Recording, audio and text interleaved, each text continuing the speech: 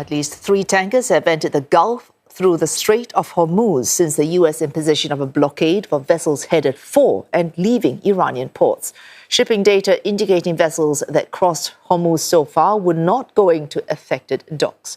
The first to pass was a Chinese tanker sanctioned by the U.S. The Rich Starry and its owner was sanctioned by Washington for dealing with Tehran. The next to pass is also under American sanctions and is heading to Iraq to load fuel. The Iranian-linked Panama-flagged Peace Gulf was the third and is en route to the United Arab Emirates. Well, the U.S. president vowing to destroy any Iranian fast attack ships trying to get close, but has given reassurance that the blockade by the U.S. does not extend to vessels transiting to and from non-Iranian ports. Meanwhile, a resumption of talks between the U.S. and Iran could be on the cards, with a second round of negotiations reportedly planned for Islamabad as early as this week. Tehran had emphasized a lack of trust in American negotiators, while U.S. Vice President J.D. Vance says the ball is in Iran's court after the first round ended on the weekend with no deal. Nick Harper for CNN joins us live from Washington, D.C. Nick, if there is a second round, what would it take to move beyond that failed first round? Well, as you mentioned there, J.D. Vance telling Fox News on Monday evening that the ball is in Iran's court, but that doesn't mean that the US doesn't have its own red lines that it wants Iran to adhere to. 2 in particular. That is making sure that Iran never gains access to a nuclear weapon, but also that it very quickly reopens the Strait of Hormuz and makes sure that any vessel passing through there has complete safety. It's really a question now, while we wait to see if those talks may resume later this week, about how much wiggle room there is on both sides to try and make a deal.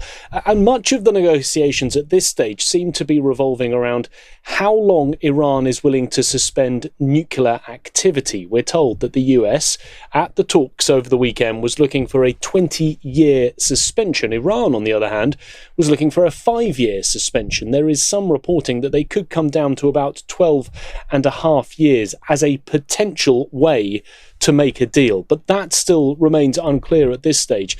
Pakistan, though, is saying that it is hearing positive responses from Iran in terms of being willing to sit back down again for discussions. But I guess part of the problem is any nuclear deal that is resolved, whether or not it would look very much like the 2015 deal that Donald Trump pulled out of in 2018. In that, much of the suspension of uranium enrichment was for around 15 years. So the question is, if it were a 12-and-a-half-year suspension, would that be worse than the former deal that Donald Trump pulled out of? Much still to be discussed, but the US making it clear that it wants to stick to its red lines about enrichment. Oh, Nick, one of the other red lines would be Iranian support for proxies in the Middle East, and that would include Hezbollah in Lebanon. Israeli and Lebanese officials due to meet today in Washington. Would those talks, which are in themselves historic, what sort of impact will they have on negotiations between US and Iran to end this conflict?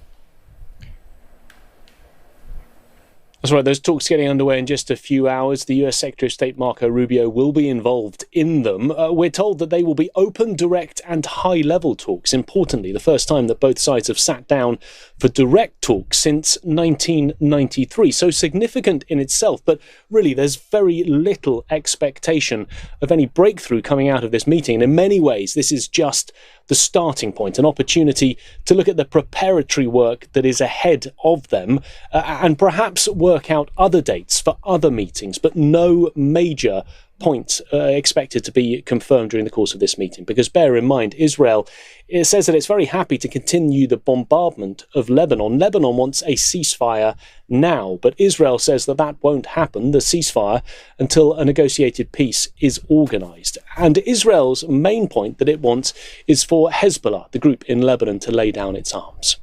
Thanks, Nick Harper for CNN in Washington, D.C.